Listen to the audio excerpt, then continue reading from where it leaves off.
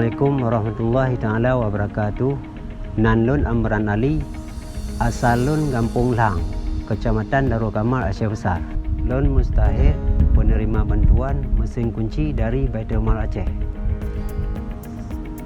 Sejak dibantu oleh Baitul Mal, le kemudahan bagi lun. Menyo biasa kunci dalam taboh, truk terjun lun pegat. Kadang-kadang lebih urung trip lah balik pre, karena pakai gergaji, pakai gergajo ya. Nah pakai kikir, nyonyok ke hana langsung ujung mesin. Jadi proses lagak tapi menyong jaro pane, menyong mesin memang milih je detail. Menyo ada peduk itu biar gede. Mau menyong ngiki, nah mentang jaro dah ngong gergajo, panen apa. Beda-beda bacu, payah balik-balik kan. Balik 2 kali nyon apa bang. Ka balik lam, pinyong mesin.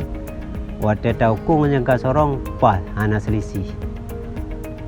Dan pedak je pas lagak habis ha. Menyong gergajo panen, mereng bacut lagi kan. Mereka ni nama tahu buat takoh ke? Banyak mesin, alhamdulillah, lihat kemudahan. Terima kasih Baitul Mal Aceh.